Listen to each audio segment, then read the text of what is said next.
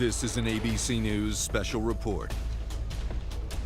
Good morning, I'm Allison Cossack in New York, and we're coming on the air this morning because Venezuelan authorities are confirming that military areas are being targeted and they are blaming the U.S. We are seeing multiple explosions and low-flying aircraft. All of that were heard around 2 a.m. local time in the capital city of Caracas.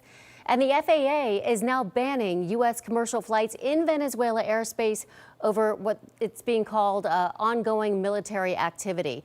This is coming after weeks of the U.S. ramping up pressure on the government of President Nicolas Maduro, including seizing 2 oil tankers and conducting deadly military strikes on alleged drug boat smugglers.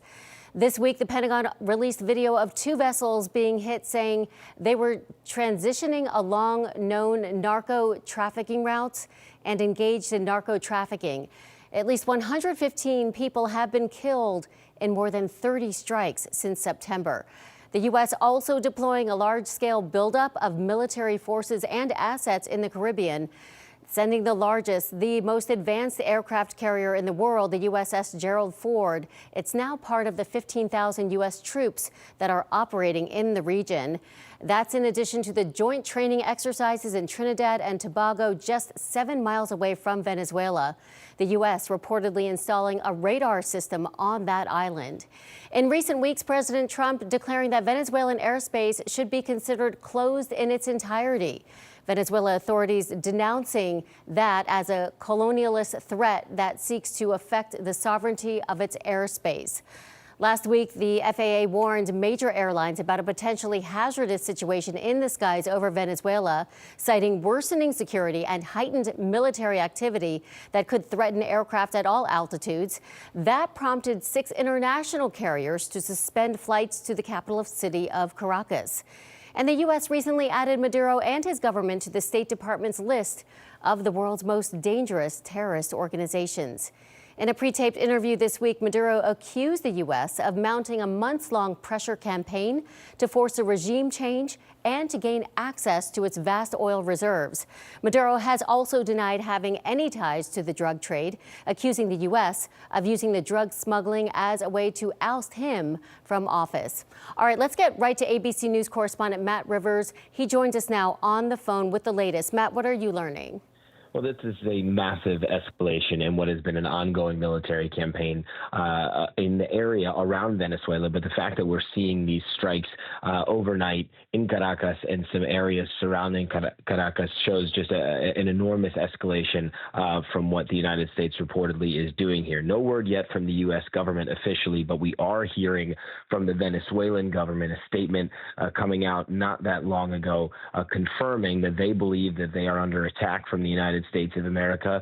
They believe that civilian and military areas of Caracas, the capital there, have been targeted, as well as areas in the states surrounding the capital area, Miranda, Aragua, and La Guaira. So these are all areas where we know that the Venezuelan military has a large presence. This is a very populous area. Millions of people live in the surrounding area, the metro area there in Caracas, but still very early, and I think that that's worth noting here. It's the overnight hours. Lots of information still coming in that needs to be confirmed. But what is confirmed here is these explosions across the capital there, signaling what appears to be a major escalation in the ongoing campaign against the Maduro government. And one thing I'll point out here, we have not yet heard directly from the president of Venezuela, Nicolas Maduro. We haven't seen him yet. That is certainly something that the people of Venezuela are going to be looking forward to hearing at some point overnight and into the morning hours. Matt, any more information you can give us on those targets? You did mention civilian and military targets. Any more information about those civilian targets especially?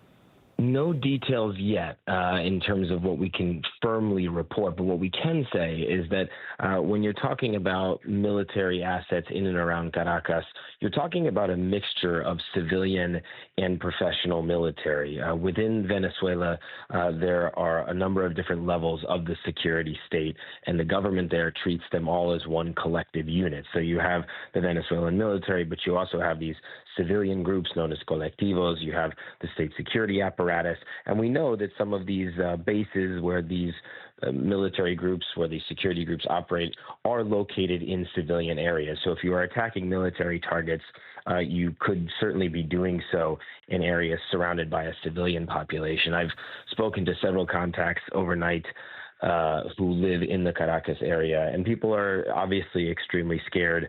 We know that there have been some videos out there of pedestrians running in the streets there. So no question, this is a very, very tense time for the people of Venezuela as we continue to wait for more word from the United States government, from the Trump administration, about exactly what is going on here. One last question before I let you go.